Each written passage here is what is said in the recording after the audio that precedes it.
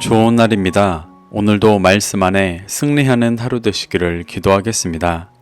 오늘 생명의 산 본문은 에스겔 14장 12절부터 23절입니다.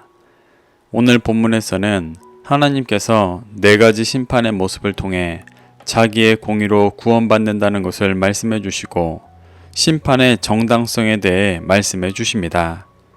이 구절들을 통해 하나님께서 무엇을 말씀하시는지 살펴보도록 하겠습니다. 12절부터 14절입니다.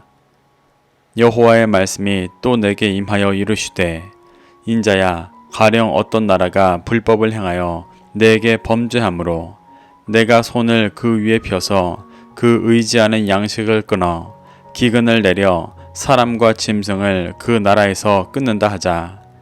비록 노아, 다니엘, 욥 이 세 사람이 거기 있을지라도 그들은 자기의 공의로 자기의 생명만 건지리라.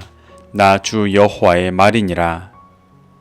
하나님은 어제 본문에서 마음의 우상을 섬기면서도 선지자를 찾는 자들과 미혹된 선지자들이 각각 자신의 죄를 담당하여 이스라엘 가운데서 멸절될 것이라고 말씀하셨습니다.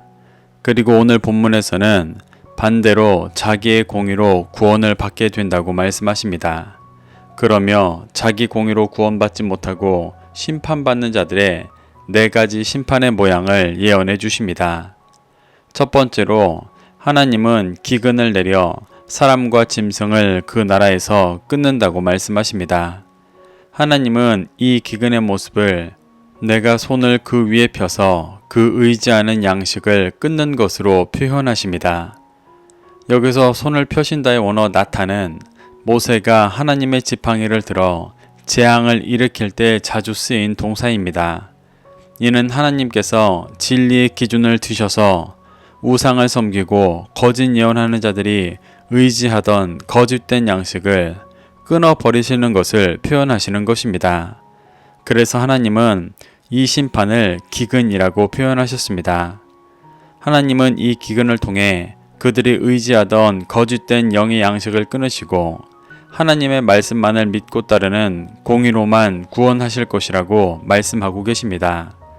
심지어 그곳에 하나님 앞에 자신의 범죄함을 깨닫고 돌이켜 하나님만을 의지했던 노아와 다니엘과 욥과 같은 의인이 있을지라도 각자가 자기의 공의로만 구원을 받게 될 것이라고 말씀하고 계십니다. 과거 아브라함은 하나님께서 소돔과 고모라를 심판하려 하실 때 의인 10명이 있다면 그곳을 멸하지 말아달라고 간구했었습니다. 이는 그 10명 때문에 심판하지 않으시는 것이기도 하지만 그 10명으로부터 시작해 소돔과 고모라에 진리가 전해져 회개와 회복의 길로 인도할 수 있기 때문이었습니다.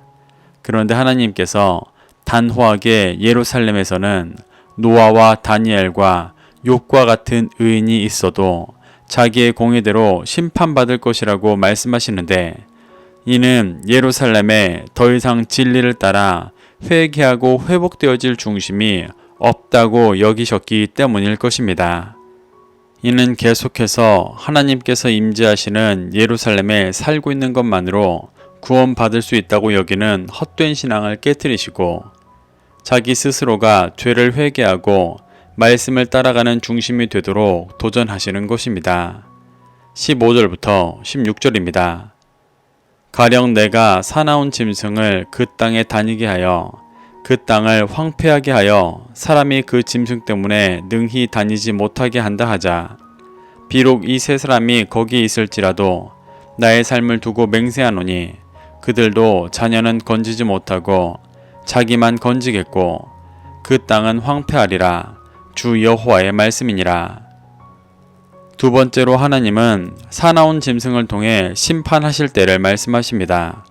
지금까지 심판의 모습에 대해 기근과 칼과 전염병을 주로 말씀하셨었는데 오늘 본문에서는 사나운 짐승을 추가로 말씀하십니다. 여기서 사나운의 원어 라는 악한, 나쁜이라는 뜻이고 짐승의 원어 하이는 살아있는 이라는 뜻입니다. 그래서 사나운 짐승은 꼭 동물이라기보다 죄와 탐심으로 이스라엘이 구원의 열매를 맺지 못하도록 미혹하고 파괴하는 존재를 의미합니다. 그래서 하나님은 이러한 존재가 다니면 예루살렘 땅에 진리가 메마르고 황폐케 되어 더 이상 진리를 쫓는 자들이 살 수 없는 곳이 될 것이라고 말씀하시는 것입니다.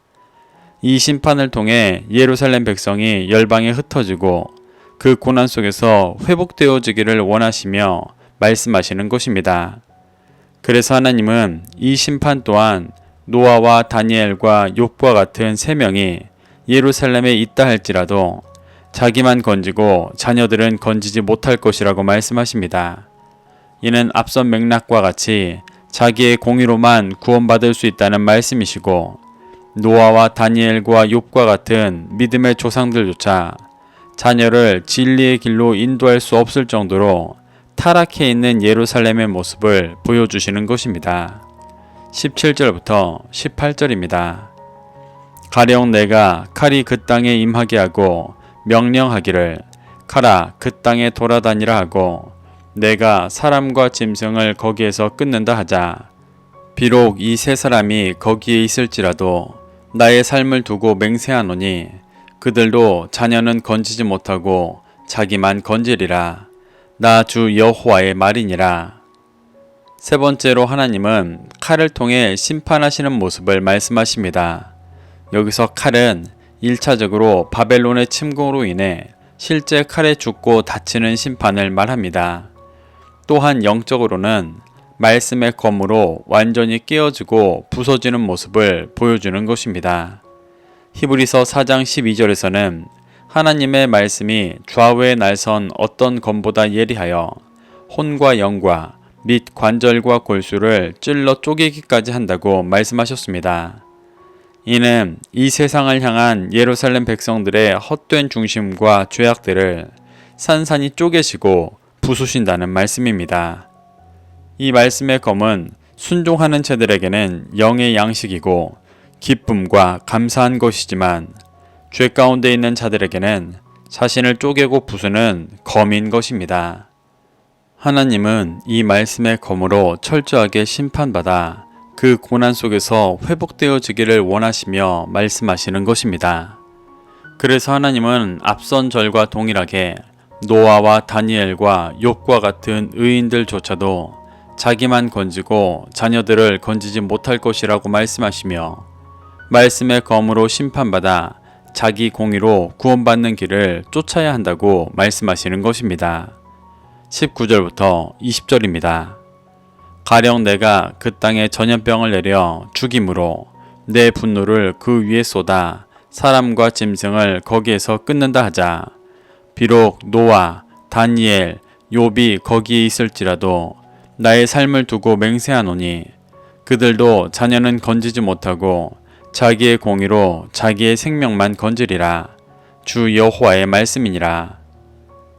네 번째로 하나님은 전염병을 통해 심판하실 것이라 말씀하십니다. 여기서 전염병은 1차적으로 전쟁 중에 질병으로 죽게 되어지는 심판을 말합니다. 그리고 영적으로는 전염병의 원어 데베르가 말씀을 뜻하는 다바르에서 유래된 단어로 전염병이 말씀에 의한 심판이라는 것을 보여주고 있습니다. 이는 죄의 결과로 영적으로 오염된 중심을 말씀의 기준으로 다시 세우는 일입니다. 이 과정에서 죄로 오염되어진 중심은 모두 진멸되어지고 진리가 새롭게 세워집니다. 이것이 죄인에게는 너무 큰 심판과 고통의 시간인 것입니다. 하지만 하나님께서는 이 시간을 통해 죄악된 것이 죽어지고 새 살이 돋아나 새롭게 되어지도록 말씀으로 역사하시는 것입니다. 그래서 하나님은 이 심판 또한 노아와 다니엘과 욥조차도 자신의 공의로 자신만 건짐을 받을 수 있다고 말씀하시며 죄로 오염된 중심이 죽어지는 전염병의 시간을 믿음으로 통과해 새롭게 되어질 것을 말씀하시는 것입니다. 21절부터 23절입니다. 주 여호와께서 이같이 이르시되 내가 나의 4가지 중한 벌 곧 칼과 기근과 사나운 짐승과 전염병을 예루살렘에 함께 내려 사람과 짐승을 그 중에서 끊으리니 그 해가 더욱 심하지 아니하겠느냐. 그러나 그 가운데 피하는 자가 남아있어 끌려 나오리니 곧 자녀들이라. 그들이 너희에게로 나아오리니 너희가 그 행동과 소행을 보면 내가 예루살렘에 내린 재앙 곧 그 내린 모든 일에 대하여 너희가 위로를 받을 것이라. 너희가 그 행동과 소행을 볼 때 그들에 의해 위로를 받고 내가 예루살렘에서 행한 모든 일이 이유 없이 한 것이 아닌 줄을 알리라. 주 여호와의 말씀이니라. 하나님은 앞서 언급하셨던 칼과 기근과 사나운 짐승과 전염병의 심판을 예루살렘에 함께 내려 철저하게 심판하실 것이라 말씀하십니다. 그런데 그러한 심판 속에서도 피하는 자가 남아있어 끌려 나올 것인데 곧 자녀들이라고 말씀하십니다. 여기서 피하여 남은 자는 진리를 믿고 따르는 자들이며 하나님의 자녀된 자들입니다. 그래서 이 말씀은 이 심판의 목적이 환난 가운데 피하여 남은 자, 곧 하나님의 자녀들을 세우기 위한 것임을 보여주는 것입니다. 하나님은 고난 속에서 나타날 하나님의 자녀들의 행동과 소행을 보며 하나님께서 왜 예루살렘에 재앙을 내리셨는지 이유를 깨닫게 되고 그 선한 열매로 위로를 받게 될 것이라고 말씀하십니다.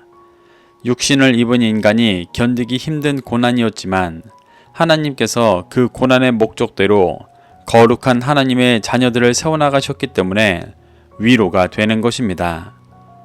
이렇게 하나님은 4가지 심판의 모습을 통해 자기의 공의로만 구원받을 수 있으니 스스로 회개하고 돌이켜 하나님의 자녀가 될 것을 도전하시고 그 심판의 목적과 정당성을 드러내고 계십니다.